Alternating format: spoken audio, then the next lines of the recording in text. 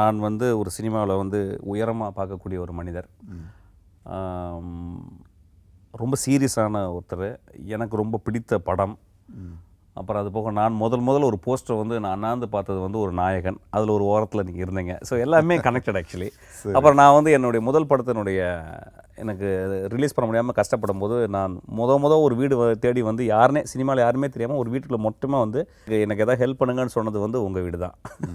So எல்லா வகையிலையும் நீங்கள் வந்து எனக்கு வந்து ஒரு பெரிய ஒரு கார்டியனாகவும் ஒரு ஃப்ரெண்டாகவும் ஒரு எப்பொழுதும் சினிமா பற்றி உங்கள்கிட்ட வந்து என்ன வேணால் பேசலாம். நான் ரொம்ப மனசு கஷ்டப்பட்ட இடம்ல உங்கள் வீட்டுக்கு வந்து உங்கள்கிட்ட உட்காரலாம். ரொம்ப சந்தோஷமாக இருந்த சமயங்களில் உங்கள்கிட்ட வரலாம். சரி. ஸோ இதெல்லாம் பார்க்கும்போது இவங்க புறாக்களும் கேட்கும்போது குரு யாருன்னு கேட்கும்போது நான் சொன்னேன் வந்து நான் குருனா நாசரை சொல்லலாமே அப்படின்னு சொன்னது தான்.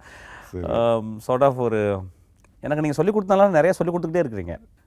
ஐ டோல்ட் யூ, இதுக்கு ஒரு 3 மாதத்துக்கோ 6 மாதத்துக்கு முன்னால் சொன்னேன் நான். You have become guru because I learn lot of things from you. நீ வந்து சில விஷயங்களை எனக்கு சொல்லியிருக்க, இந்த லிட்ரேச்சர் படிங்க, இது படிங்கன்னு. யூ கேவ் மீ இந்த ரஷ்யன் லிட்ரேச்சர் ஒன்று கொடுத்த short stories collection. It's amazing and your films are very inspiring. So இதில் குரு சிஷ்யன் அப்படின்னு நமக்குள்ளே அந்த விவாதத்தில் நம்ம போக வேணாம். What ever I know I share with you and what ever you know you share with me. அவ்வளோதான் நம்ம ரிலேஷன்ஷிப்பு. இப்போ உங்களுடைய படங்களில் நான் வந்து உங்கள் ஆக்டிங்கை வந்து நான் ஒரு 25-30 வருஷமாக பார்த்துக்கிட்டே வரேன் ஆக்சுவலாக.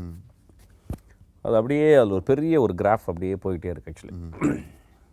ஸோ நான் ரொம்ப வியந்தது வந்து ஒரு ஒரு சஸ்டெய்னிங்காக அப்படியே ஒரு ஆக்டர் அப்படியே பலவிதமான படங்கள். நீங்கள் தெலுங்கில் பிஸியாக இருக்கீங்க, ஹிந்திக்கு போயிருக்கீங்க, தமிழில் ஒரு பெரிய இடத்த நீங்கள் பிடிச்சிருக்கீங்க. உங்களுக்கு எனக்கு தெரிஞ்சு வந்து 365 நாள் நீங்கள் லீவ் போட்டதை நான் பார்த்ததே இல்லை. கடந்த ஒரு 20 வருஷமாக நான் பார்த்துக்கிட்டே இருக்கேன். எப்படி இந்த எனர்ஜி இது எங்கே இருந்து வருது?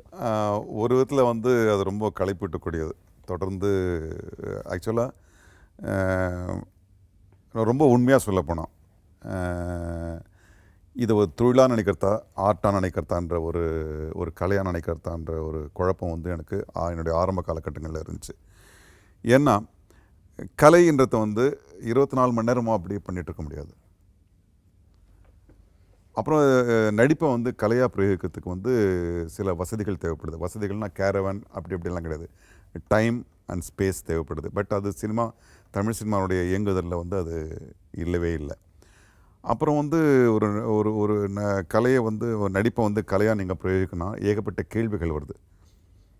ஏன் இது வேணும், ஏன் உதாரணத்துக்கு 17வது சீனில் நான் இந்த வசனம் பேசியிருக்கேன், அதே கதாபாத்திரம் எப்படி 37வது சீனில் அதுக்கு முரண்படுற மாதிரி ஒரு விஷயத்த சொல்ல முடியும்? நான் கேள்வி கேட்கணும்.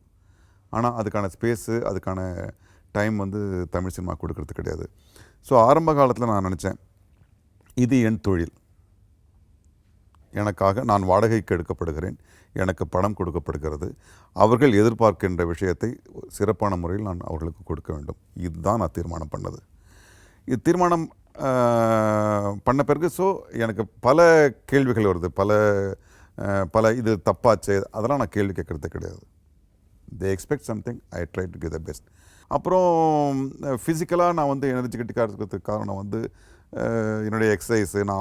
நான் சினிமாவுக்கு வர்றதுக்கு முன்னாடி நான் வந்து பல வேலைகள் செஞ்சுருக்கேன்.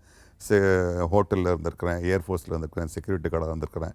ஸோ ஃபிசிக்கலி அதை விட ரொம்ப முக்கியம் எனர்ஜெட்டிக்காக இருக்கிறதுக்கு வந்து நான் வந்து என்னுடைய நடிப்பை வந்து ட்ரைனிங் முடிஞ்ச உடனே நான் அப்படியே நிறுத்திடல. I learn, I go attend workshops, I conduct workshops, I interact with children. இன்றைக்கும் நான் வந்து குழந்தைங்களை வச்சு இப்போ நடிப்பு பட்டம் நடத்துக்கும் போது ஒரு சீனியர் ஆக்டர்கிட்ட இல்லாத சில விஷயங்களையும் நான் வந்து குழந்தைங்கிட்ட கற்றுக்க முடியுது. So this are all the எனர்ஜின்னு சொல்ல முடியாது.